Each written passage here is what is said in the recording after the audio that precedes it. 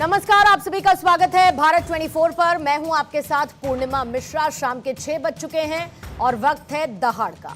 कथावाचक अनिरुद्धाचार्य महिलाओं को लेकर टिप्पणी उनकी तरफ से टिप्पणी की गई, जिसके बाद वो विवाद में फंस गए हैं क्योंकि उन्होंने अविवाहित लड़कियों के चरित्र पर सवाल उठा दिया। उन्होंने कहा कि लड़कियों की शादी की उम्र 14 साल से कम कर देनी चाहिए, इससे वो परिवार में अच्छे से घुल मिल जाएंगी। उन पर आरोप यह है कि उन्होंने लड़कियों को लेकर कई और आपत्तिजनक बातें कही हैं, लेकिन अब इसी स्टेटमेंट पर हंगामा मचा है। महिलाओं ने अनिरुद्धाचार्य के खिलाफ विरोध का मोर्चा खोल दिया। मथुरा में महिलाओं ने अनिरुद्धाचार्य का पुतला फूंका, एफआईआर दर्ज करने की मांग की और इस पर बढ़ते हुए विवाद के बीच अनिरुद्धाचार्य ने माफी तो मांगी, लेकिन उसमें शर्तों के साथ। अनिरुद्धाचार्य का मानना है कि महिलाओं पर जैसी टिप्पणी उन्होंने की वो सही है, लेकिन कुछ लोगों ने एआई की मदद से काट छांट करते हुए उसे महिलाओं के खिलाफ बना दिया। आज इसी मुद्दे पर चर्चा करेंगे।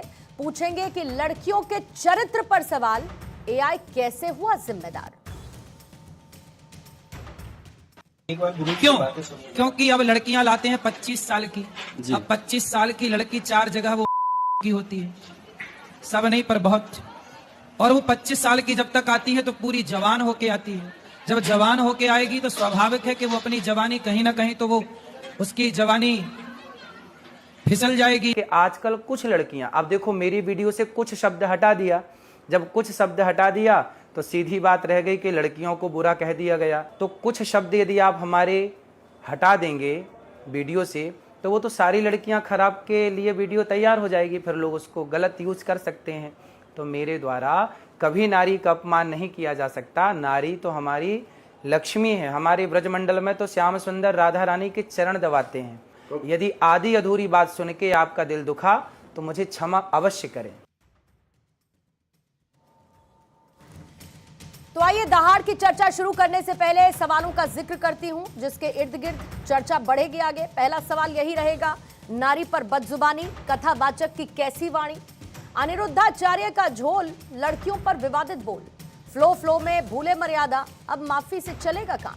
लड़कियों के चरित्र पर सवाल, एआई कैसे हुआ जिम्मेदार। अनिरुद्धाचार्य के कैसे वचन, कम उम्र में शादी का समर्थन।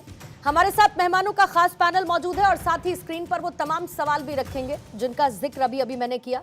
हमारे साथ स्वामी चक्रपाणी महाराज, अध्यक्ष संत महासभा के, अब से थोड़ी ही देर बाद जुड़ेंगे। महामंडलेश्वर वेद मूर्तिपुरी, हिंदू स्कॉलर, हमारे साथ इस वक्त मौजूद हैं। महामंडलेश्वर डॉक्टर राजेश्वर दास जी महाराज, हिंदू स्कॉलर हैं, हमारे साथ स्टूडियो में मौजूद हैं।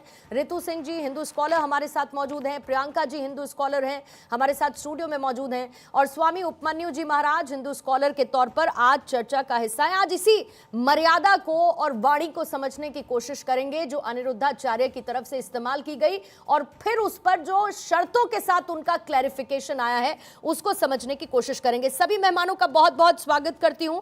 शुरुआत करना चाहूंगी ऋतु जी आप ही के साथ। अगर मान के चलिए कि धर्म के नाम पर मर्यादा की लकीर को बार बार लांघा जाए जैसा कि अनिरुद्धाचार्य ने किया, अब उनकी तरफ से दी गई दलील, एआई को जिम्मेदार बता दिया गया, लेकिन एक बार नहीं हुआ है, बार बार किसी ना किसी तरीके के विवादित बयान अनिरुद्धाचार्य देते रहे हैं। धर्म के मंच पर कथा जो संयम सिखाती है, वहां संयम की सीमा को लांघना कितना गलत अनिरुद्धाचार्य के लिए आप मानते हैं? बिल्कुल पूर्णिमा, देखिए जिस व्यासपीठ पर बैठते हैं अनिरुद्धाचार्य जी, कथावाचक के साथ साथ बहुत सारे लोगों के आइडियल भी हैं, तो वहाँ पर वाणी पर संयम बहुत ज़रूरी है। निश्चित तौर पे उनको वाणी पर संयम रखना ही चाहिए। और ये स्टेटमेंट को सभी गलत कह रहे हैं और गलत है भी, लेकिन यहाँ पर मैं उनका समर्थन नहीं कर रही हूँ, लेकिन मैं कुछ चीज़ें आपके सामने रखना चाह रही हूँ कि देखिए, एक आपने हमेशा सुना होगा कि कथनी और करनी, तो यहाँ उल्टा है। अगर वो कुछ भी बोलते हैं, ये निश्चित तौर पे कभी कभी उनकी वाणी पर से विराम नहीं रहता है, लेकिन अगर आप उनके कार्यों पर एक नज़र डालिए तो वो जो कार्य समाज के लिए कर रहे हैं, एक ऐसा व्यक्ति, देखिए लाखों लोग ऐसे ही तो फॉलोवर नहीं हो जाते, ऐसे ही तो उनमें इतनी श्रद्धा नहीं रखते हैं।